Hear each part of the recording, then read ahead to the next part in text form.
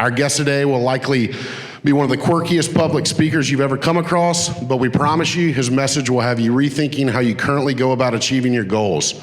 A former CEO and COO for large to medium-sized businesses, he has spent the last several years developing thought-provoking and insightful trainings that help all of us remove distractions so that we can lead intentional, fulfilled, and meaningful lives. A few of his landmark topics include the 3 habits of consciously intentional leaders, his signature talk based on 20-plus years of leading teams, Change the Cycle, his personal journey from a gas station employee to a C-suite executive, and several action-oriented workshops, Achieve, Setting the Smartest Goals, and Legacy, Write Your Story.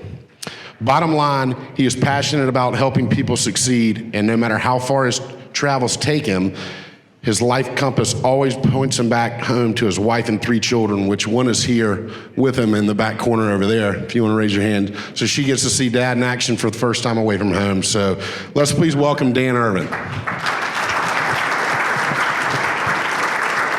Thank you, thank you, thank you. Appreciate it, thank you. Check, check, can you hear me okay?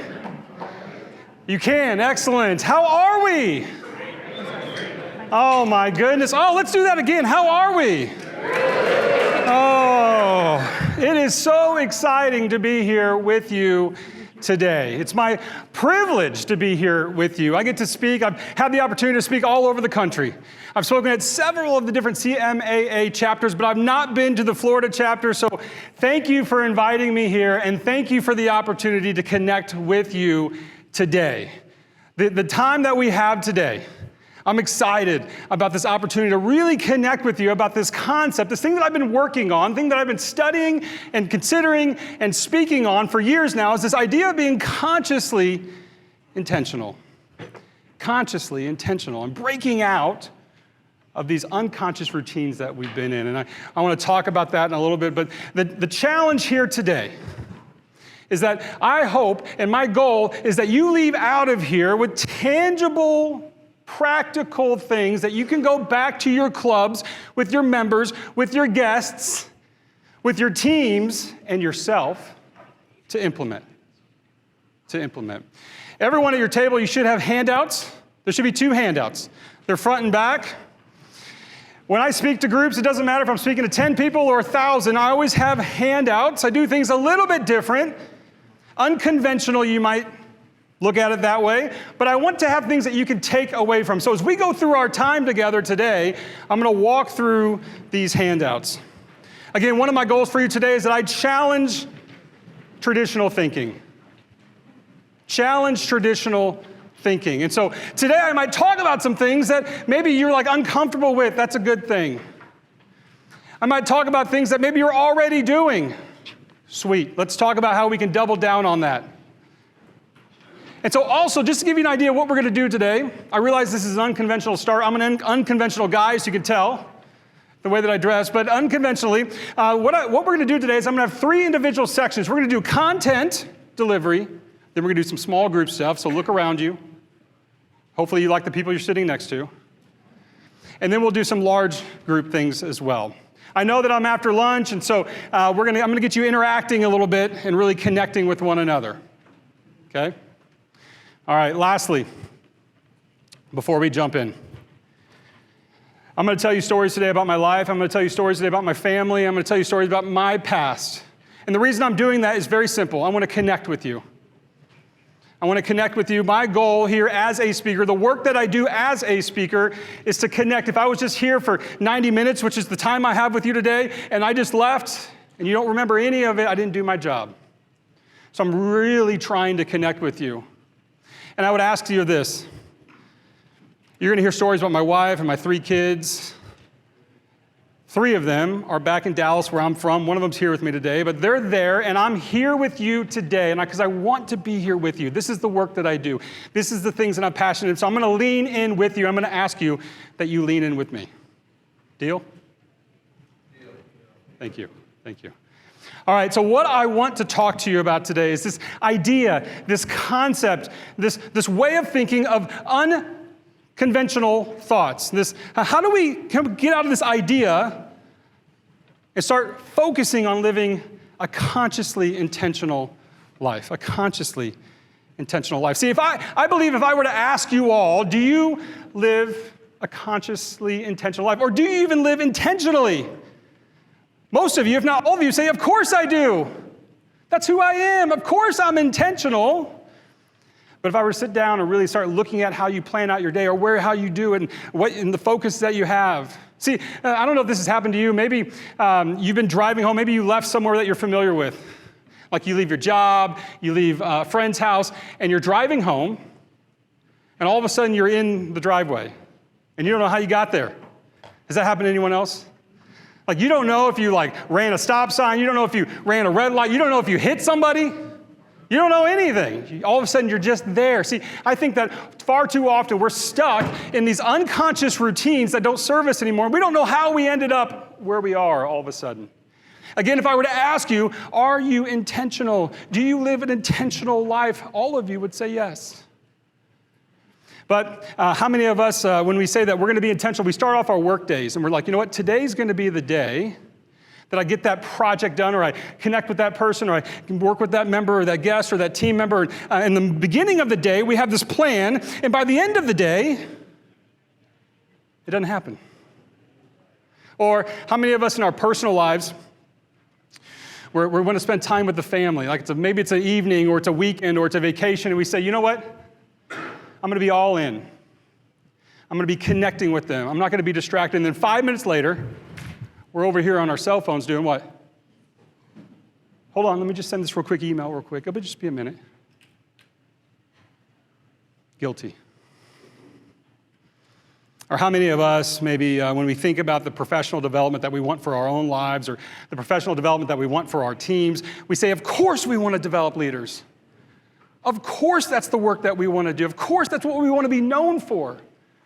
But we don't actually give ourselves the time to develop. And we don't give our teams the time to develop. It happens everywhere. It happens everywhere. See, I believe in order for us to really break out of that mindset of being this unconscious routines is that sometimes we got to have these stake in the ground moments.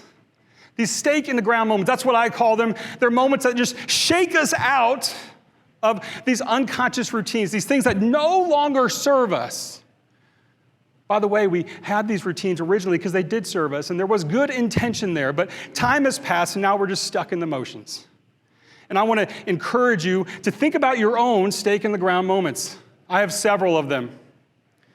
I want to share one with you right now. It was July 9th, 2010. July 9th, 2010. In order for me to tell you the story, I'm going to be moving the timeline a bit, so stay with me here. July 9th, 2010, I'm in a U-Haul with everything I own in the back of that U-Haul, making the drive from Nebraska down to Texas. 660 miles. Everything I own's in the back of that truck. And again, to tell you the story, I got to give you a timeline. So that's July 9th, 2010. Come back with me a year. A year prior to that, I was making that same trip up from Texas to Nebraska. That's 660 miles with the U-Haul with everything I owned. Well, what was the catalyst there? Well, let me tell you. Again, stick with me here. A week prior to that, my then girlfriend, now wife, spoiler alert, my then girlfriend, now wife, had a conversation with me. She said, this version of who you are, this person, this life that you're living, I can't stay connected to that anymore. You got to start making some hard choices or I'm going to leave the relationship. That's a nice way of putting it. And being the stubborn person I was, I said, fine, leave. And a week later, I took a job transfer, packed everything I owned, and went up to Nebraska. I was running away.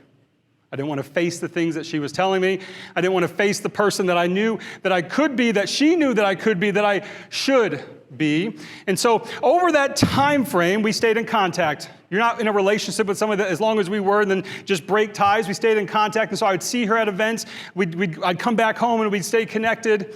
We went to destination parties, birthday parties. We saw each other. But so it wasn't uncommon for me to get a phone call from Katie every now and again just to check in to see how things were going. Fast forward now, come back to me, July 9, 2010. Now, a week prior to that, I get a phone call from Katie. Again, it wasn't uncommon for me to get a call from her, but it was a little bit later than normal on a weeknight, and I answered it, and I said, "What's going on? What's happening?" And I could hear the trembling in her voice. She sounded scared. And being the overprotector that I am, I immediately said to her, "What happened? What's going on? If I have to fly there to handle whatever's going on, I'll do it. What's happening?" She goes, "Just calm down. I need to tell you something." I said, "Okay, what's going on?" She goes, "I'm pregnant, and the baby's yours." I don't normally say this right here, but she's back there in the corner right now. She said, "I'm pregnant, and the baby's yours." Now, I wish I could tell you, standing here today, I wish I could tell you that I had this really sympathetic, response to her. What I said to her was, "Are you sure?" Let me tell you, that is not the proper response to either one of those statements. After kind of it settling in and thinking through it, I said to Katie, I said, "Well, here's what's going to happen. My job's here. You're going to move here, and we're just going to live here, and we're going to figure everything out." And she said, "No." See, one thing you didn't know about Katie is that one thing I absolutely love about her is that she's this independent, strong woman. It's also one of the things that drives me absolutely insane. And she said, "No, you're going to move here." And after a couple of conversations and long story short, a week later, I'm in a U-Haul with everything I own, moving back down to Texas. See, on that 660-mile drive home, I made a lot of promises to myself. I made a lot of commitments to myself. I had a lot of time to think. Those promises are promises I'm still trying to keep today, promises that I have fulfilled, and new ones that I've upgraded into. See, that was a stake in the ground moment for me. Kind of altered the direction. It broke me out of these unconscious routines that I was stuck in. Have you had those moments? I know you have. Have they broken you out of this unconscious routine, or did it do it for a second and then you went back? And that's what I want to talk to you about today, is this concept of being consciously intentional. Now, you all have handouts, and we're going to work through these handouts. I go old school with it. As you'll see on these handouts, there's fill in the blank. So you got to be paying attention. I'll also repeat it so you can really make sure that you get it filled in, all right? So the first one we're going to do is you'll see that it says the 3 habits of consciously intentional leaders, and it starts with habit number 1. That's the sheet that we're going to use right now. Habit number 1 is that you got to be intentional all the time. Be intentional all the time. See, I believe that we've, again, gotten out this idea of what it actually means to be intentional. And what I want to encourage you and challenge you with is, how can you get back into that mindset of what it was like to be intentional in everything that you do?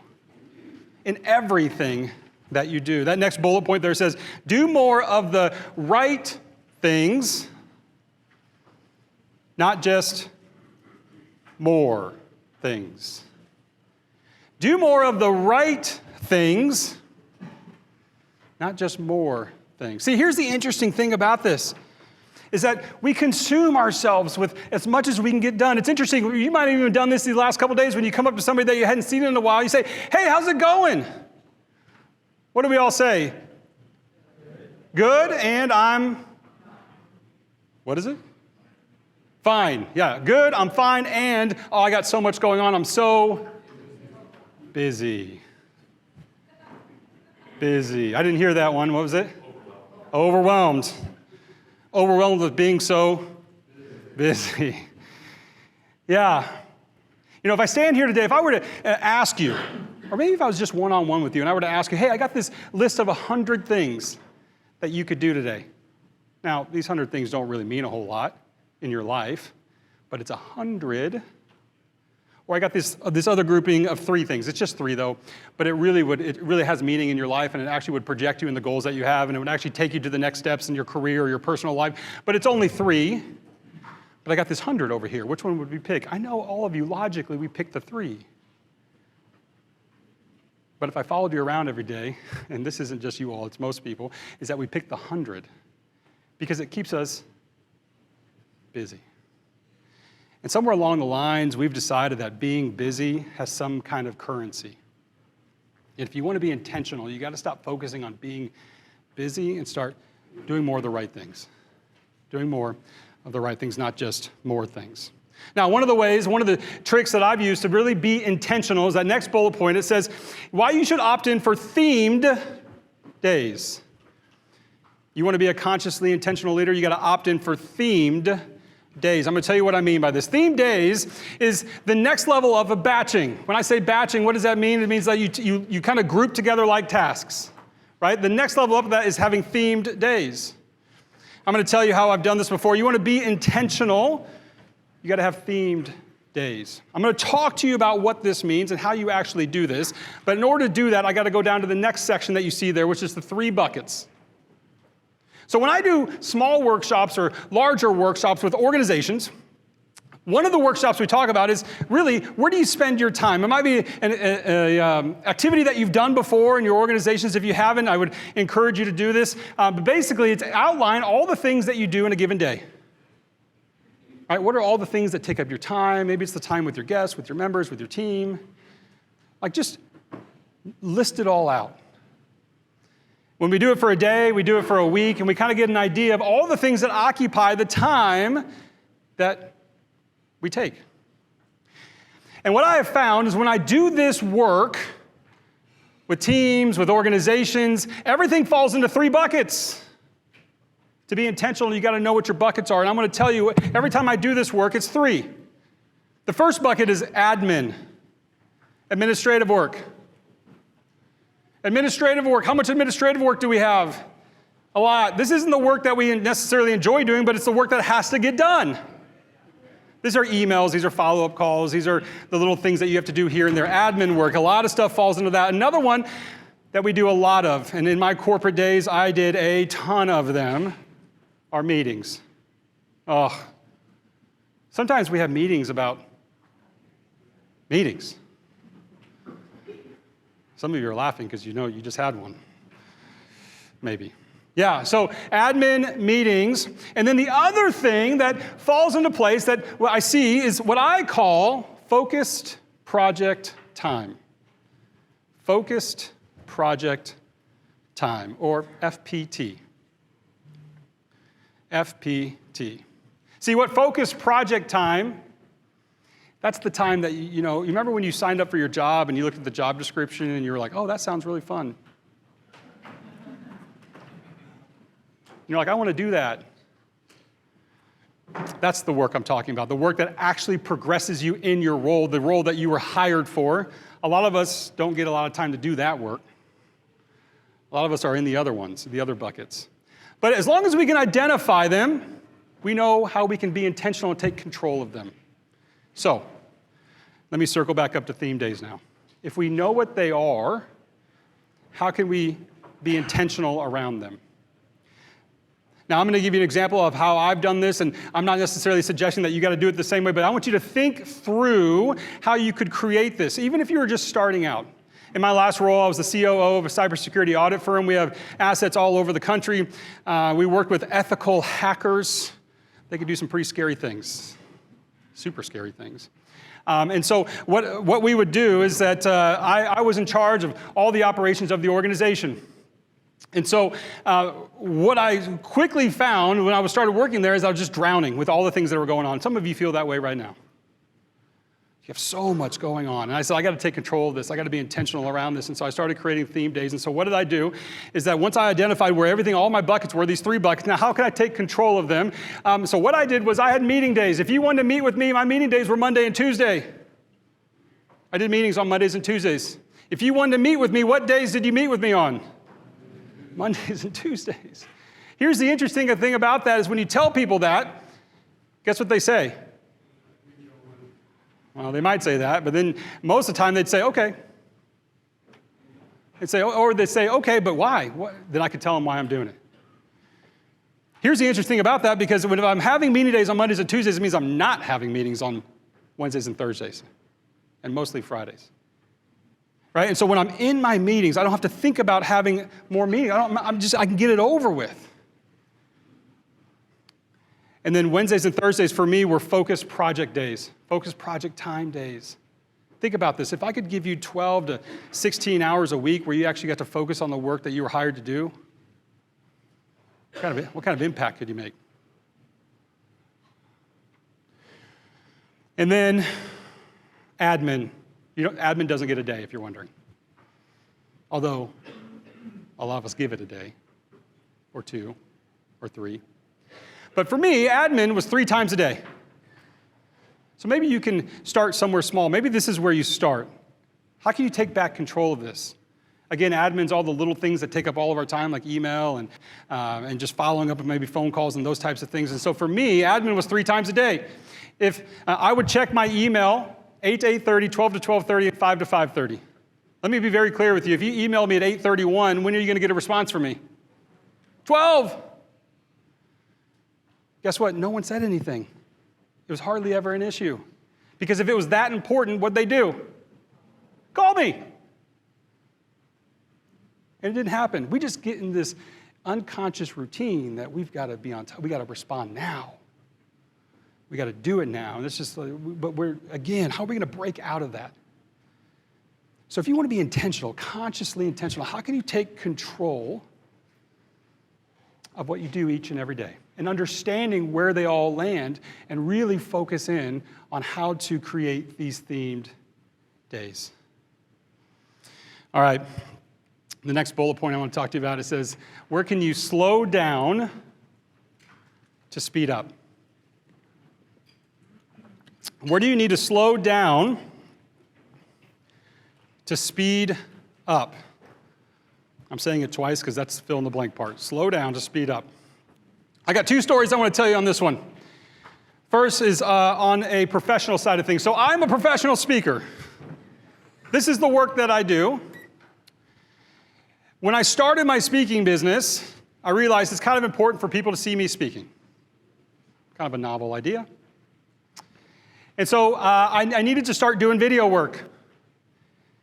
And so I needed to get stuff out there in social media. I needed people to start seeing all of that. And so I started putting videos together. I don't mind creating. I love creating content. I love delivering content. But what I don't love doing is video editing. But in order to get the content out there, I had to do video editing. And so every time I'd put content together, I'd do videos, I'd do the editing, and I would feel a bit unsure. I didn't like the outcome. But I was still posting it because I didn't know how to edit videos.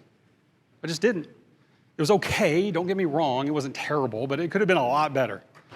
And so every time, I felt great about the content, I felt great about the delivery, but the editing was just awful. And finally, I just realized that enough is enough. Because every time I'd scroll through and I'd see one of my videos, it'd give me that cringe feeling like, okay, the content's good, but I just don't like the way it's edited together. And so I finally said, I gotta slow down here. Where do I need to slow down to speed up? And so I carved out 3 full days and I watched a ridiculous amount of YouTube videos to figure out how to edit videos. Right? And so it could be something that small. And by the way, I'm still not any great editor. It just got it to the point where I felt okay about it, posting it. Right? So where do you need to slow down in your professional life so you can speed up in the long term? I got a personal story to share with you. I told you earlier about Katie. We have 3 kids. Our youngest, his name is Schaefer. He just turned 4 on Sunday. Don't ask me. Mistakes were made on the 3rd one, all right? We had 2. It worked out really well. The 3rd one, different story. But he just turned 4. Let me tell you a little bit about Schaefer. See, Schaefer was born June of 2019. 9 months later, the world shut down. And so Schaefer didn't get the upbringing that his older 2 siblings got. He didn't get the social interaction that the older 2 got.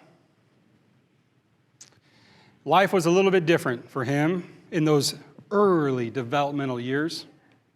And it kind of all came to a head about a year ago, about the spring, beginning of summer of last year, where he was at the age where his 2 older siblings started talking, started connecting with their mother and I, and we could communicate with them, but Schaefer wasn't progressing at that pace.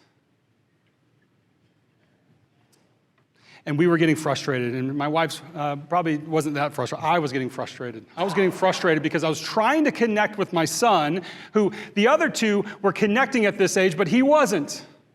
And I could see it in his little face that he was frustrated too, because he was trying to tell us what he wanted to say, but he couldn't. And it just came to this head where I was just getting so frustrated and upset. I said, what am I doing? Where do I need to slow down to speed up? And so the beginning of last summer, what I started doing is that every single night we went through this rotation. When you have kids, obviously, most of you know, when you have little ones, you're in a routine. And so we were in this routine. And so every single night, we do the same thing. Schaefer, I'd go change his diaper. I'd bring him out. His mother would give him his bottle. And then starting the beginning of last summer, I said, hey, you know what, Schaefer, come sit on my lap. Come sit on my lap. So at the beginning of the summer, he'd sit on my lap. He'd be this close to my face. And I'd say, all right, Schaefer, we're going to do parts, letters, or numbers. And he already knew what these were, but I'll explain them to you. Parts, letters, and numbers. And he always wanted to do parts first. I'd say, what do you want to do first? He'd always say parts. And parts is that I would point at my parts on my face, and I'd tell him what they are. I'd say nose, chin, ear. After a couple weeks, he started saying the words kind of with me. But in the very beginning, I was just pointing at things and saying them to him. And then I'd say, all right, Schaefer, we did parts. You want to do letters or numbers? And he'd always go to numbers. And so at the very beginning of the summer, I'd go 1, he'd go 1, 2, 2, 3, 3, and we went all the way up to 10. And then I'd say, all right, let's do letters. And so at the beginning of the summer last year, I'd say A, he'd say A. B, B, C, C, all the way through the letters. Well, several months went by. We did this every night. Every night that I was in town, which is about 4, usually 5 nights a week. We do this, and towards the end of the summer, we were doing the same routine, and I told Schaefer, let's go change your diaper. We did that. We came out. Mom had the bottle ready. She fed him the bottle, and then he came and sat on my lap, because at this point, he was just used to doing it. So he walked over, sat on my lap. I said, all right, Schaefer, do you want to do parts, letters, or numbers? And every single time was parts. But see, by this point, I was trying to trick him. So I'd say, hey, here's Dad's hair. He said, no, Dad, that's your nose. I'd say, here's Dad's hair or eyes, and I'd try to trick him, and he'd correct me. And then I'd say, all right, you want to do letters or numbers? And he'd say, I want to do numbers. We always did the same order. And so at the end of the summer, I said 1. He said 1, 2, 2, 3, and we went all the way up to 30 by this point. And then we got to letters. I said, all right, Schaefer, it's time for letters. And right when I was about to say A, Schaefer said A. And I said A. He said B, and I said B, and he said C, and C, and D. We got to about the letter S, and I could barely see as I was talking to him. As we got through the alphabet and all the way to the end of the alphabet, and he said all of them. I could see my wife in the corner of my eye was doing me no favors. I could not look over there. This was one of those moments that I needed to slow down. I was communicating with my son. Where do you need to slow down so you can speed up? I got 2 more bullets on this first one to go through with you. The first one says, can you get out of the hustle fallacy? Hustle fallacy. John talked about this morning. Can you get out of the hustle fallacy? See, we've been conditioned to be busy. We've been conditioned to make it look like we've got all these things going on that don't really have a lot of meaning. And if you want to be intentional in your life, you got to stop trying to be in the hustle game and realize it's a fallacy. See, I got a good friend of mine. She's a speaker. She's about my age. She just got married last year, and she has a cat. And every time I talk to her, she can't stop telling me about how busy she is. Let me remind you, I'm married with 3 children. And so she believes that she's busy. But our versions of busy are way different. Way different. So can you get out of the hustle fallacy? Can you get out of the idea that being busy actually means something? Because it doesn't. See, what people nowadays, they think twice, not everyone that doesn't know me, but people that know me, when they ask me how I'm doing, they're going to hear about it. Because if you ask me how you're doing, you're probably going to hear about how Stella's here with me in the room today. It's the first trip that she's gone on. She's gotten some local trips with me, and she hasn't been able to go to anything where we flew to, and this is a really big deal for her and I to spend some time together. And we're going to spend the next couple days here in Florida and really enjoy ourselves. Or I'd tell you about my middle child. His name's Levi. And about how Levi is going into 4th grade. He's really concerned about the friends that he's making because he sticks out. He's not a normal kid. And we love him for it. He wants long hair, and he has an earring, and he wants 2 different color shoes. And we don't care. Or I would tell you about Schaefer. About how a couple weeks ago, right before school ended, we have a team of people working with Schaefer, and we finally got confirmation that Schaefer's on the spectrum. High-functioning autism, and now we have a team around him, a behavioral specialist and speech pathologist, and a group of people that are working with him, and we're seeing massive progress. See, that's what people want to know about. That's what people care about. Can you get out of the idea of being busy and start being intentional about who you are? And that last bullet says, I'm going to drill it into you. Don't just be busy, be more. I know that's a long line for that word busy. It's intentional. Don't just be busy, be more. See, I really want to encourage you. You want to live a consciously intentional life. The first step is that we got to break out of the idea of what we used to think was being intentional and get back into this idea of being consciously intentional. In order to do that, we got to do more of the right things. Maybe we need to focus on theme days, knowing our buckets, getting out of the hustle fallacy, speeding up so we can slow down. Here's what I want to do right now. I want to take a pause for a moment. All of you have a second sheet there that says implementation sheet. Implementation sheet. So what I'm going to ask you to do is that I'm going to ask you, you got 30 seconds. No, I'm going to change that. You've got 15 seconds to find some people around you to make a group of 4 to 5. Go.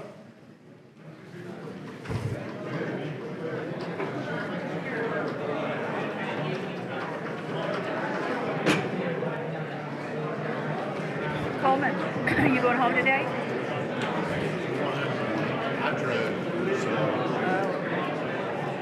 All right, did you find your group? You find your group? I knew I shouldn't have let you go too soon. Go stay up there. Yes, ma'am. I'm going to stay up there. They're up at grandfather. Here's what I want you to do. They're at Jupiter Hills and they're at grandfather in the summer, so they got to figure it out. The person that's going to go first is the person that's birthday is the closest to today. This isn't the Price is Right rules. It could be before or after. So identify who that person is, and when that person's identified, they raise their hand. You hear this? I took your sheet. It's right here. Yeah, it's right there. Raise your hand once you've identified who it is. I'm just wondering if We got it? Everyone got it? if it stops the Wait, there's no hand raised over here. Oh, okay, all right. I think it will. I don't know. Okay, here's what I want you to do. That person's going to go first. If it stops the investigation, I don't think they should. And then you're going to go to the left of that person and go around your circle or half circle or line, whatever you got. And what you're going to do is you're just going to talk about what stood out to you. And I put some notes in there for you, and you're going to talk about, is there something that we talked about on the personal side that you can implement? And if you were going to implement it, what's the first step? Every time I talk to groups, I always talk about, okay, what's something that encouraged you, that touched you, that connected with you, but what's the first step to actually do that thing, even if it's small? Maybe it's just sending a text, maybe it's just sending an email, maybe it's something small, but that's what I want you to think about. So what you're going to, and again, it's meant to be interactive. If you don't have an answer right away, that's okay. Maybe you got to skip you and come back to you because you want to hear what other people, that's why I like the small group activity. So I'm going to give you about 5 to 8 minutes to do this together. Ready? Any questions? Go. That worked pretty well. Oh, I love the conversation that you're having, and I feel terrible to cut you off. I really do. But here's what I want to do. I would love to get 3 or 4 people to share something that you talked about in your group. It doesn't have to be yours. It could be something you could just put someone else on blast. And And I'm going to incentivize you. I bring gifts for you. 3 or 4 people per section. I have 3 books up here, 3 of my favorite books up here that you can, if you share, and it's a good, I'm just kidding, it doesn't have to, I'm not going to rate it. As long as you share, you can come up here and pick a book. 3 of my favorite books, by the way, on the flip side of that document at the bottom, there's a QR code. It's a list of my favorite books. I get asked all the time, Dan, what are you reading? I'm a big reader. At the bottom, there's a QR code. You can download that. It'll tell you some of my favorite books. 3 of those books on that list are right up here. One of them, I'll just tell you real quickly to incentivize you because you're going to want it. One of my favorite authors, Dan Pink. His newest book, When? Anyone heard of this book or Dan? Yeah, great book here. Anyone heard of the Enneagram? It's like DISC, but Enneagram. Ian Cron wrote this book, The Road Back to You, one of my favorite books, insightful book. And this one's just a fun book. It's called Find the Good. It's a small town obituary writer.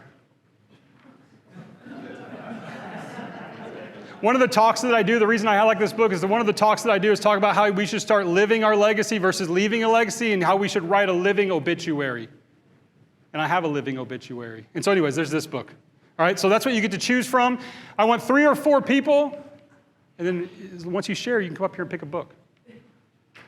Yo, we already got one back here. This is personal. I will show that my husband is an important part of my day by texting him 3 times while at work. Oh. And I'll set an alarm on my phone.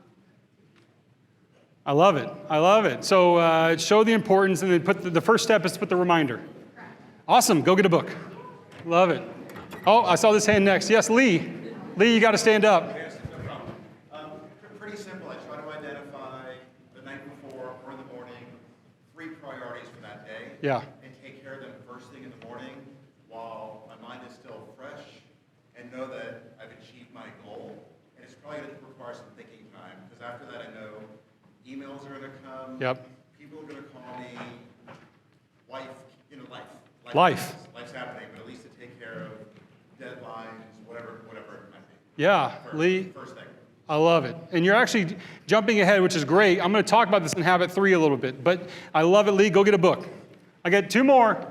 First one, oh, right here. Is it Sherry? All right, Sherry, share with us.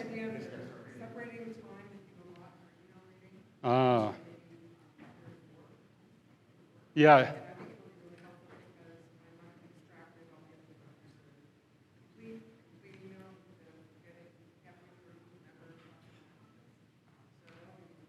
I love it. What Sherry said, because I know that maybe y'all didn't hear it. Sherry, go ahead and get a book. What Sherry says is really devoting time for email. When I talk about admin time, email is what takes up most of the time there, right? And so she's saying maybe I can't do 3, maybe it's 4 or 5, and that's okay. Wherever you need to start, it's just the idea that you're being intentional about your controlling that one. I got one more. Oh, I got on the far corner over here. Sorry. Oh. Whoever, I saw a hand over here. Oh, 3, 2, oh, go. Yes, ma'am. Stand up.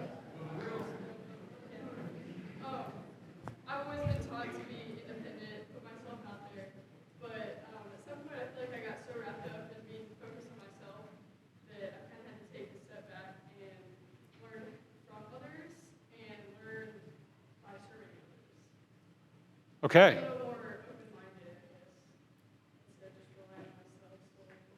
Okay, so but in order to do that, you got to give yourself time maybe and be intentional about focusing on doing that. Is that where you're? Yeah, not so much, I guess just learning from others. Excellent. Come on, Brianna. Come on up. Get a book. Give her a round of applause. Give everyone a round of applause. All right, you're going to have more opportunities for that, so let's keep moving forward. What did we get taken? Oh, even so far. Oh, she's going to make it uneven now. It's okay. Good job. All right, so what we're going to move forward to is habit number 2. Habit number 2. See, habit number 2, once we're intentional, now we can focus on leading with a fulfilled focus. Leading with a fulfilled focus. See, in my opinion, you can't be fulfilled until you're intentional in knowing what you're doing. And And once you're intentional and you kind of have the creative, the space to do the things that are actually intentional to you, now we can be fulfilled. The first bullet point there says, set goals in all domains of life. Set goals in all domains of life. So you want to be fulfilled in your life, you've got to look at the whole aspect of what potentially consumes your life. See, every December I sit down and I look at, okay, what are my intentions going to be in this next year? I bet some of you do something very similar. But see, what I actually do every single December is say, what are the 10 domains, what are the 10 areas that I want to focus on, or how many of those 10 areas do I want to focus on? That next bullet point says, too often we are far too limited. Too often we are far too limited. See, every December when I sit down, I look at these 10 domains of life and I determine what's going to have importance, significance, and value to me in this upcoming year. Before I even set goals, I determine what's going to have importance to me in my life. That next one says, live a whole life. Live a whole life. And what I want to do is quickly work through the 10 domains. These 10 domains. What you'll see, I've already filled in the left side of you. This is what I consider the most common. If I were to ask you, what are the important things in your life? Where do you set goals in? What do you have intentions in? Most of what I get falls into that left category, which is fine, which is okay. And what I'd like to do is just roll through these 10 domains, give you some ideas of goals that I've set in these areas before, so you can start thinking about the goals that you would set for yourself. So you might write down next to it, maybe, oh yeah, that's a goal that I have, that's something about me, that's something I'm interested in, but maybe it's not anything I say at all, it just jogs, that's something of importance to you. The step here is I'm going to roll through it, you're just going to start thinking about what has significance and intentionality to you. So the first one there is physical. Most of us set physical goals. It's one of the domains. I've set physical goals my whole life, for most of my life, I should say. One thing you wouldn't know about me, about 5 or 6 years ago, I lost over 115 pounds. And I've kept it off. Oh, thank you. Thank you. It's not easy. For anyone that's been through that, that's a daily decision. Oh, yeah. But nowadays, I'm a triathlete. I'm going to do 6 triathlons this year. I got my 5th one this Sunday. That's not where I started, though. 5 or 6 years ago, I started walking 30 minutes a day every other day. And so 6 years ago, the intentionality for me for that 12-month period was just to figure it out. Can I walk 30 minutes a day every other day? Jump to now, one of my goals this year is to compete, truly compete in 6 triathlons this year. 2 of the 3 I finished first in my division so far this year. And that is hard. I don't know if you know this or not, you can't breathe underwater. For those of you that don't know, a triathlon is a swim, bike, run. They do the swimming first because if they did it last, there may not be very many triathletes. And so, what physical goals do you have in your life? What do you actually want to be accomplishing? One of the things I did a couple years ago, every time I say this, I lose friends in the room, that's okay. My wife and I went full vegan. Some of you, I just heard the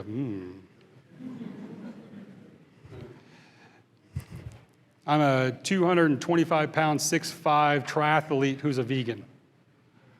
I'm trying to do things differently, trying to figure things out differently, and trying to recover. I'm also almost 42, and I'm like not recovering like I used to, so I'm trying to figure it out. But that's part of a physical goal. What physical goals do you have? What do you want to obtain? Next is intellectual. You guys being here today is part of that. It's professional development that we do. Right?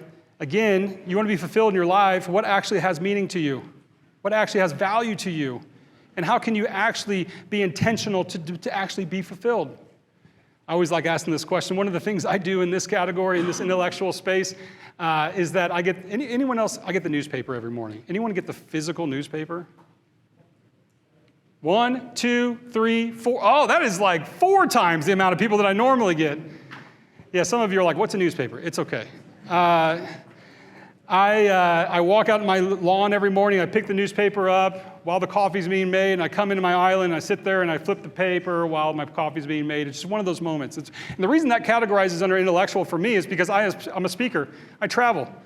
I'm gonna do about 60 events this year. And so I'm all over the country. And I like to know what's going on, because people are like, oh, you're from Dallas? What's going on there? I heard this thing's happening. And I just like to be knowing what's going on. It's just part of that intellectual, and I like to read. And one of the things I've learned about myself over the years is that long-form books, I have to really be intentional about it, but like short little pieces, I can do that all day. So that's one of the things that's just about me. Right?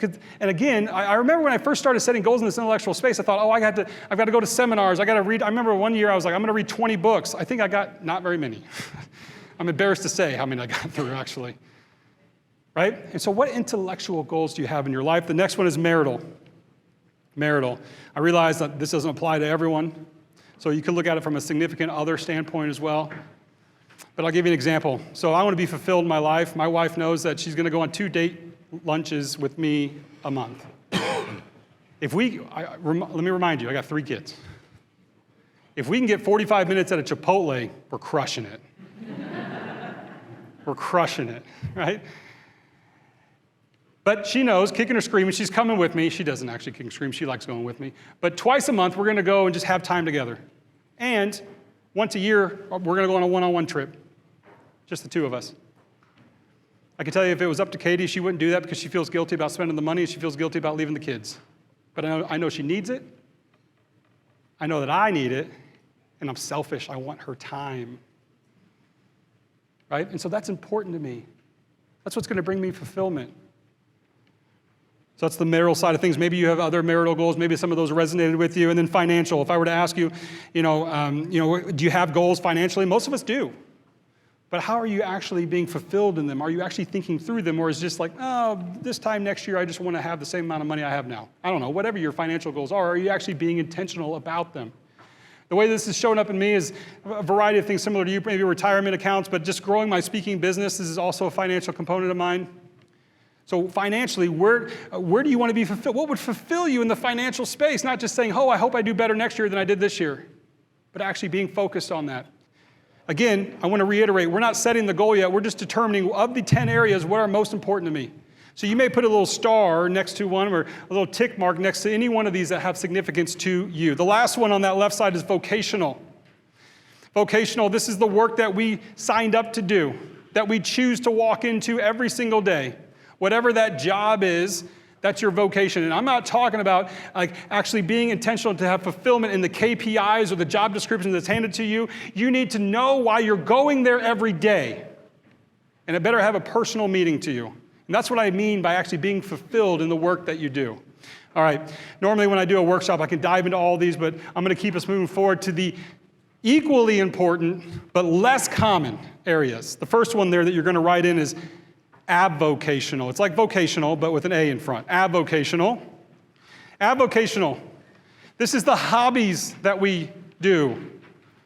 The things that are important to us because we spend time doing them, but we don't actually necessarily think through how we can really be fulfilled doing them. I'm going to give you an example.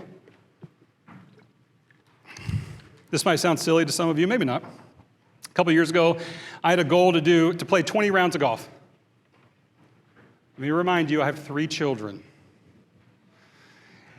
And so I recruited my buddy. By the way, I love recruiting friends and family and anyone you know into your goals. If you're not already doing that, do that. So I recruited a buddy, and I said, hey, his name's Luke. I said, Luke, this year I'm going to do 20 rounds of golf. You in? He's like, oh, I'm so in.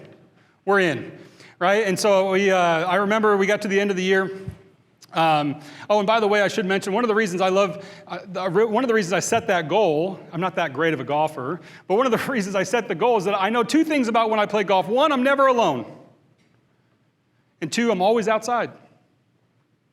And I love being outside. I don't get to do it that much, right? And so this is a pretty lofty goal. And by the end of the year in December, I remember Luke being like, calling me up, like, I had a tick or 2. And where are we at? I said, we're at 18. I don't think it's going to happen. If you haven't been to Texas in December, it's not golfing weather. And he said, no, it's happening. I'll tell you, that December, The 2 different days that we played golf, we were the only 2 people on that course. We had scarves and winter jackets, and we were swinging clubs. But by December 31, we hit all 20. It just makes it fun. What kind of hobbies, what things are important to you that you actually want to achieve? I'll tell you another thing, a really personal, vulnerable thing about me. For years and years and years, I convinced myself that no one would take me seriously, as in the C-suite positions I've had and in the different corporate levels, no one would take me seriously if I had a tattoo. I just convinced myself that I would be less than. My graduate degree wouldn't matter. People would look down on me. I would just be less than. Beginning of last year, I said enough is enough. Falls into one of these categories. I've always wanted one, not just because I wanted one, because I actually wanted to put the thought behind it, the meaning behind it, and actually have something that had meaning to me that I wanted to have on my body for my whole life. So I put the plan in place last year. My whole left arm is covered with tattoo. My whole left arm. Every inch of it has meaning to me. I even have a document that I review every quarter of what everything means on it, just to remind myself in those moments. That's something that had meaning to me, that just brought fulfillment to me. And once I sat down and actually thought through, and I recruited my wife, because my wife has about 7 tattoos, and she's artistic, and she's a hairdresser. I was connecting with John and this morning when he was talking about his salons, but I know way more about women's hair than any man should know. Maybe not John. Maybe John knows more than me. But she has that, and so I recruited her. She's super artistic. I said, I need you to find me an artist. And then I did the research on the different things that I wanted. Right? So what do you need to do? What has the significance and importance to you to bring fulfillment? The next one is parental. The next one down is parental. This parental domain. Now I realize not all of us are parents, but so you can look at it from 2 perspectives. One, the kids that you have, or the parents that you have. Or you can look at it from both perspectives. Right? Being a parent, is it something that's important to you that you want to be intentional about? You guys are witnessing one of them that's really close to my heart today. My daughter's here with me. This has been one of my goals this year. I set it out in December. I said, in the summer, I'm going to find an opportunity for Stella and I to spend some time together. It's one of the main reasons I set my goals, or built my speaking business, is because I wanted to spend more time with family.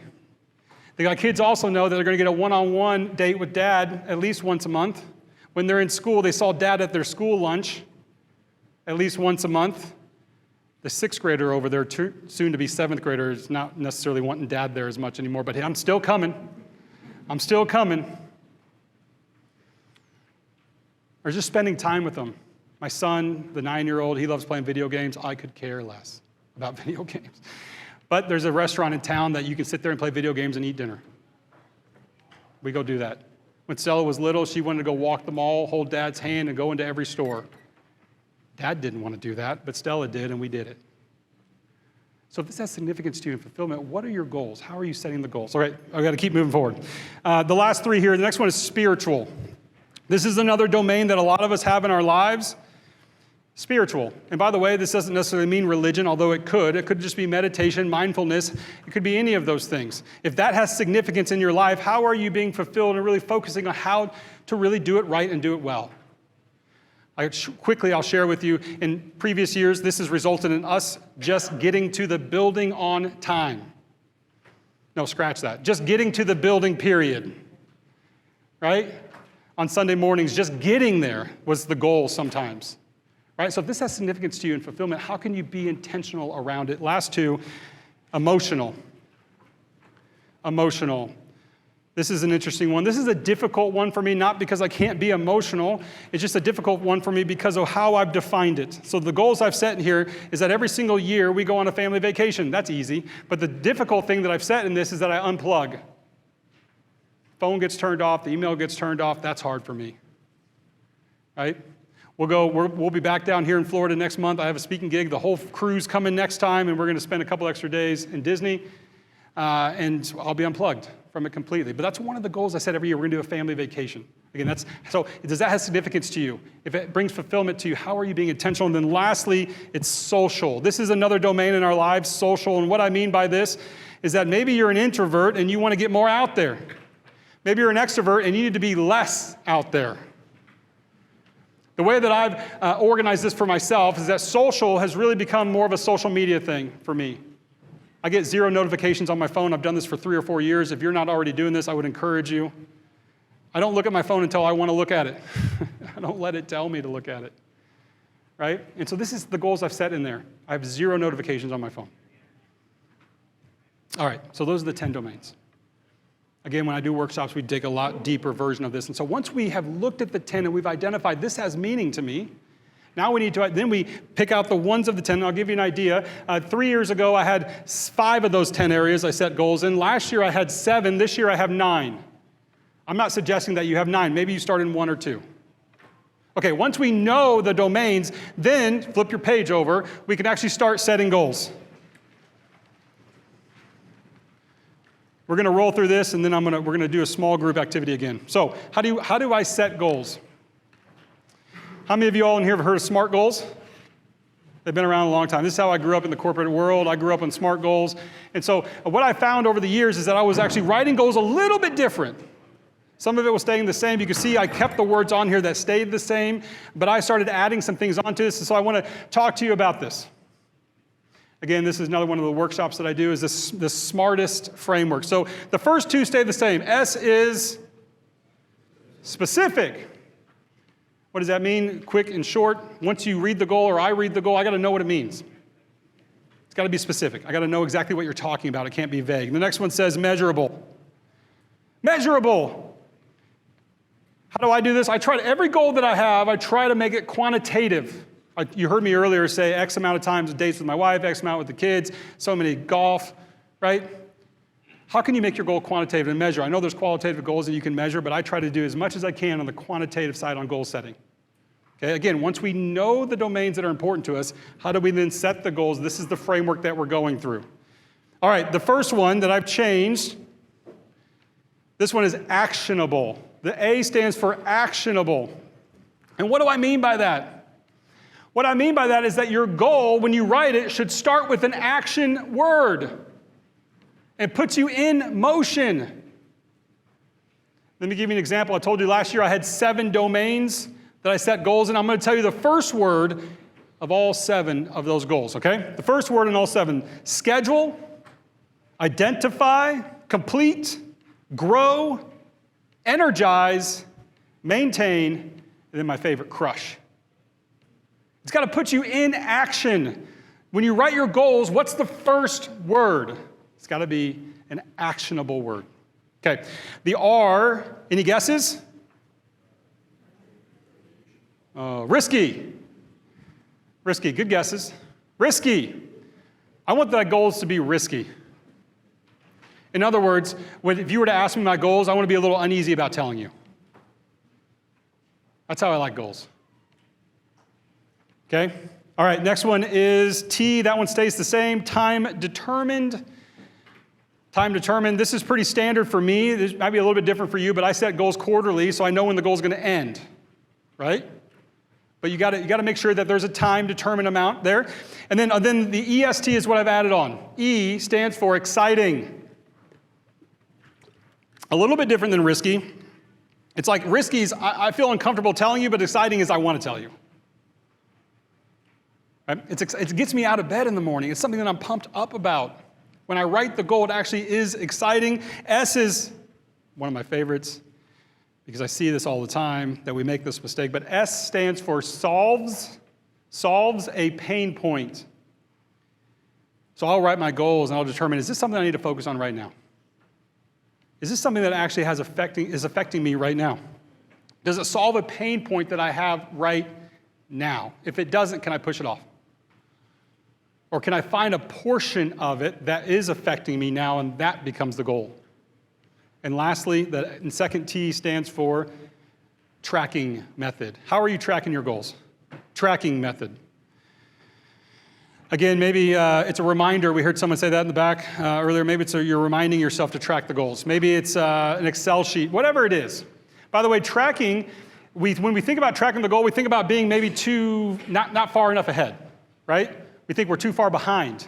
I say tracking is also equally important if you're too far ahead, because if you have 5 goals and 4 of them are back here and one of them's way over here, it's not good. All All right, so are you tracking? Maybe you're going too far ahead. So what tracking method are you using? So again, this being fulfilled means that we understand the domains that are important to us in our lives. Once we understand them, then we set the smartest goals. There is a QR code there on the side. If you scan that, you plug in some pieces of information in exchange for your email. I'm just going to be honest with you. In exchange for your email, I'll send you a worksheet. It's a 4-step worksheet that you can print 100 times if you want. You can work this through with your teams.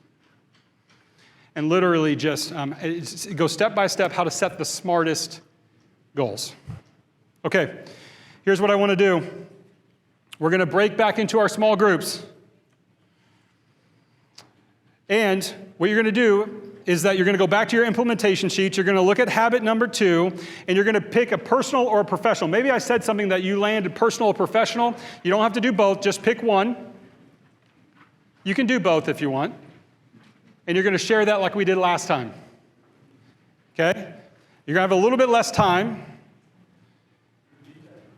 So when you start hearing me say, come back to me, I'm going to do the 3, 2, 1. We're going to come back a lot quicker this time. So what the instructions are on habit number 2, there's 2 things on there. It says personal and professional. Personal, professional. You're going to pick one of the things out of habit 2, either a personal item or a professional item. You could do both if you want. That stood out to you, that you connected with. That you're going to, and then what is the thing that stood out? And then what's the first step to implement it? Does that help? We tracking? Remember, every time I always talk about what is the thing that you took away. I always want to know what's the first thing you're going to do to implement. So that way we know. A lot of times we get stuck like, I want to do this thing, but we never actually take the action because we don't think about what the first step is. That's the idea with this. All right, so here's what we're going to do. You're going to go back to your groups, but what I want you, the person that's going to go first is the tallest. You got 6 minutes, go. All right, I got 4 more books up for grabs. And so what I'm looking for, I got the first one right here. What we're looking for is just something that could be personal, professional, stand up, tell us which one resonated with you and the first action step. Sir, what is your name? I can't see. Jay, stand on up. So I resonated with you when you said you're marathon. Yes, sir. So I ran my first couple half marathons in the 40s. Made my first full marathon in my 50s. My goal is to do the second one in my 60s. I love it. So I'm going to make that one. I love it. I'll make it last year. What's the first step? Routine. I just have Not routine. too Because much. I've I already got been- it. You're 40 years old. Yeah, you're not that old. No, 60. In your 40s, not 1940s.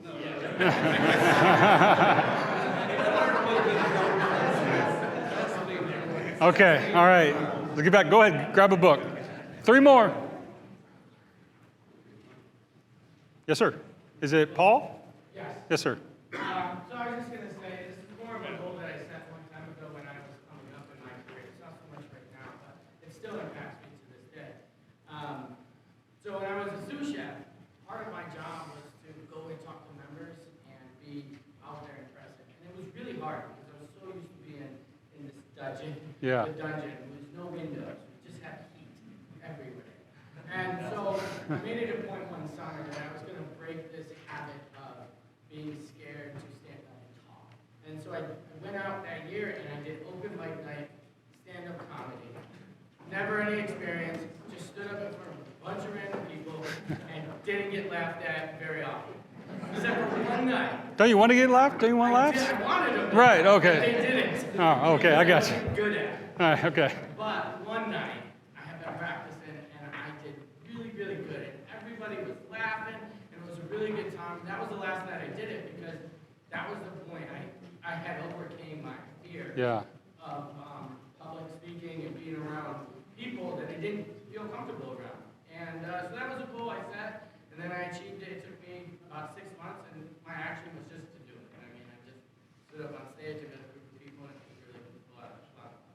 Yeah, so that's something that you've done. That's something that resonated with you that you started the process in. Right. It was actionable. I reached most of those criteria. Cool. Thanks for sharing that with us. That's all. Go grab a book. Go ahead. Michael. It's personal. I think, I've said for a long time that I need to get on a regular routine with meditation. 6 in the morning at a Slayer concert. Right. So I need to work on like getting grounded and stuff like that in the morning, like set my intention, do that first before I like just start to dive right into my to-do list. So Yeah. And why? Why do you want to do that? I think just for my spirituality and Yeah. just my connectedness towards, I think being teachable, just quieting my mind, very busy mind, and I think just slowing down. That's right. I love it. All right, Mike, get a book. Thank you. Yeah. So understanding, you give me a high five. Understanding the why behind it is equally important because if that's the case, the first step makes a lot more sense. We got one more. One more. Oh, all the way back in the corner. So mine's professional, and I think it really resonates with why we're here and what we're here for. But 7 years ago, 15 years ago, I decided to be a stay-at-home mom, but I worked in the industry. So then 7 years ago, I was going through a divorce and decided I wanted to come back. And I started at a front desk at $18.50 an hour just so I could start meeting people and getting back in. Then COVID hit, the world shut down, and I got laid off. And I just kept networking and kept talking to people. And a few years ago, I moved into a country club in a manager's role, and then in a membership director role, and then this is my first week moving into a membership role with a different club that has been the job that I've been looking for. But in between, there were 7 or 8 things for interviewing. We've gone with another candidate, but I didn't let that deter me. This was somebody else I knew in the industry, and someone else who could help me take the next step. And a lot of those people are in here. So you just have to keep pursuing the no's and the yeses. I was going to say, what did you learn from that? And you said it perfectly. Give her a round of applause. Come on up. All right, the options are limited here. They're still good. All right, excellent. You guys, that was phenomenal. Let's wrap it up. We got habit 3. We're going to move through this one pretty quick. You're welcome. Habit number 3 is once we're intentional, once we are fulfilled, maintaining a meaningful mindset. Being intentional and being fulfilled means nothing if we're not truly thinking about having this meaningful mindset. A couple things I'm going to go through here pretty quickly with you, but the first bullet point there says, know your priorities. In order to have a meaningful mindset, we need to understand what actually is the priority. I have a demonstration I'll show you in a minute, but knowing what your priorities are. And they must be very specific and not general. You want to have meaning? That's why I asked over here, why? Why do you want to do that? You want to have meaning? They got to be specific, not general. And then the next one says, know the order. And that's what I want to show you today. Know the order. Are you choosing them or are you on autopilot? Know the order. Are you choosing them or are you on autopilot? See, I feel like most of us are on autopilot, and I want to help you get out of that. I have this example I want to show you. I got a couple things up here. You might be like, what is going on up here? I'm going to tell you. For those of you that maybe you've seen this before, maybe you've seen this example before, you haven't seen it today, because I've been here all day. No one else has done it. And so maybe if you've seen it before, I want to challenge you in this way. Think about it through the lens of life that you're living today. This is why we reread books, right? How many of us have read the same book more than once? Yeah, why? Because we read it and we hear it and we see it at different parts of our lives, right? You've heard the quote, like the teacher shows up when the student is ready, right? And so maybe I want you to look at it through the lens of your life today, okay? I got a couple items up here I'm going to point out to you. I got this jar here. Oh, I should also mention, if you haven't seen it before, just soak it in. Soak it in. I got this jar here, and I'm going to tell you what all these mean. So the jar equals the time that we all have. We all have the same time. 1,440 minutes a day. Do I have more time than you? Do I have more time than you? No. Do you have more time than me? No, we have the same amount of time, right? So that's what this represents. This represents the time that we all have, okay?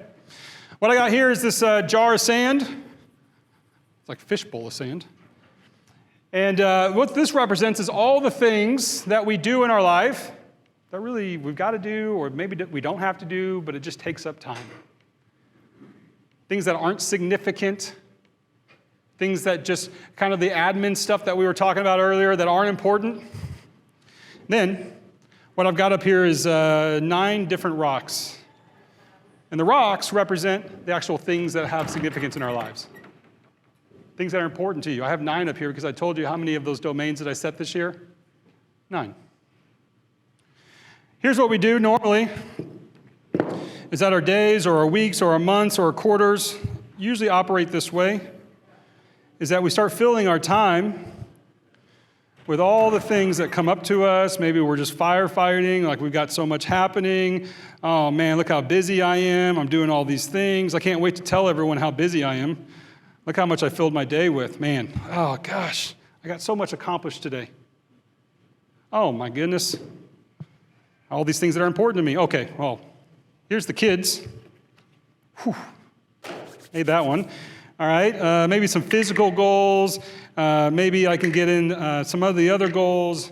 Some personal goals. Ooh, that was a big one. That's probably my wife. She needs to fit in there somewhere. Okay, she'll be okay with halfway being in there. It's fine. Let's get that one in there. Okay, cool. That one fits. Here we go.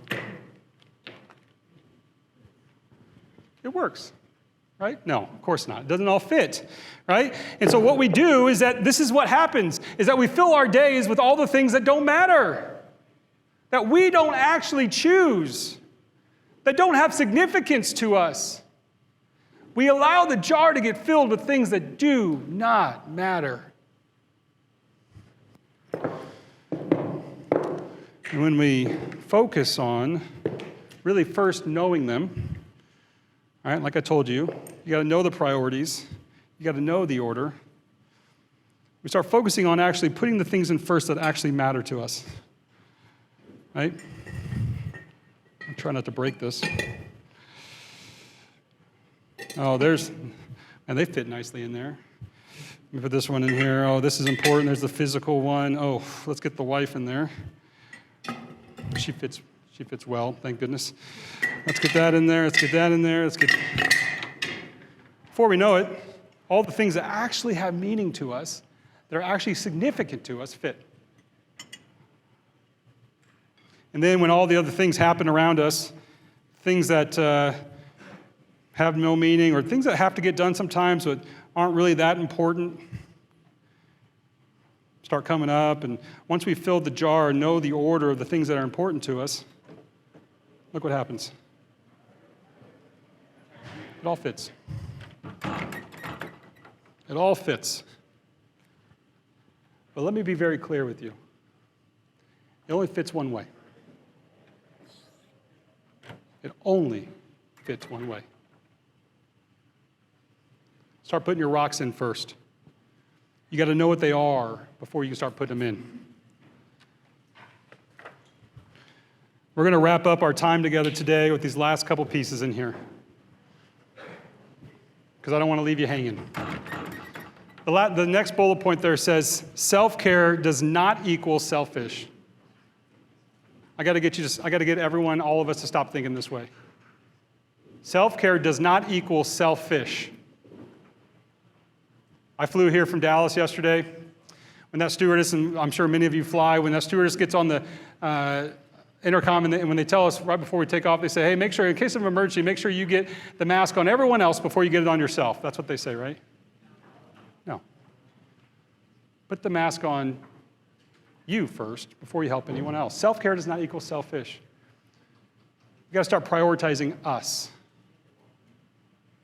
One of those rocks that went in there is self-care, one of the biggest ones. I focus on that. It's number one for me.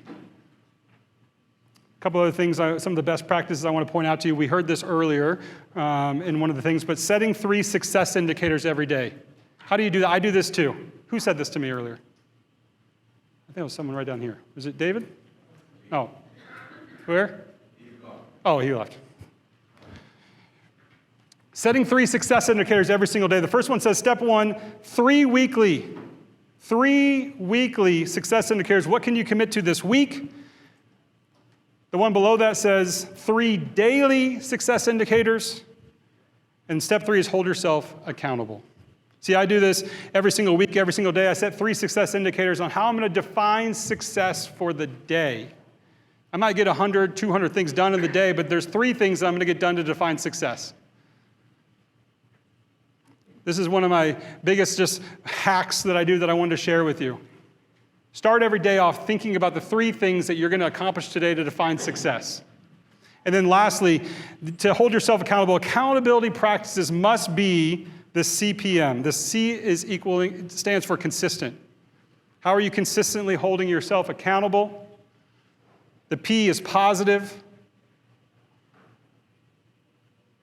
And the M is it motivational? How are you consistently, positively being motivated by the accountability practices that you have in place? I got to wrap things up here, but I want to do it this way. I've got some more books to give out. Maybe we can do this real quickly. I'm not going to have time to do another small group. Would anyone be as bold to stand up and maybe say something that connected with them without having an opportunity to connect with your group? Something personal, something professional. How many of us aren't putting the rocks in there first? We can always add beer. Beer? There's probably room for beer. Maybe not a beer can, but you can put beer. Refrigerator, we gotta empty before the day's over. There you go. Yes, ma'am.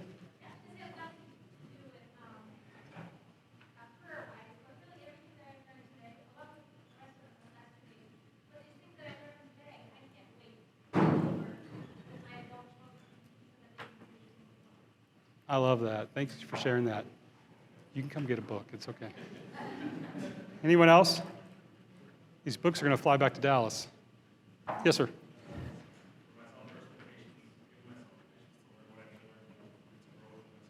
Yeah. I love it. Yeah, so putting yourself out there to get that. Yeah, very good. I'm going to have you come up and get a book if you want one. I'm going to wrap up in this way.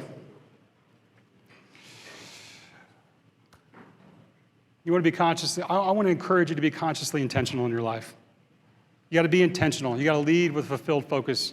You got to maintain a meaningful mindset. You're welcome.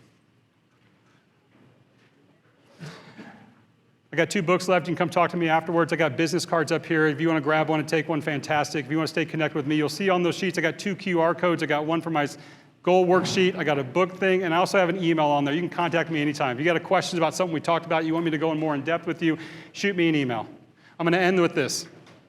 That 660-mile trip back home, those promises that I made myself, the promises that I'm keeping, the promises that I'm still working through. I'm still trying to keep up with them, still trying to do them. I have this incredible life. This past December, Katie and I celebrated 10 years being married. We have 3 incredible kids. But it's not by accident. By being intentional and being focused. And sometimes we need these moments, these stake-in-the-ground moments that I mentioned to you earlier. Have you had that moment yet? Maybe you're waiting for that moment. Or maybe you'll allow now to be that moment. Thank you all very much for your time and your engagement.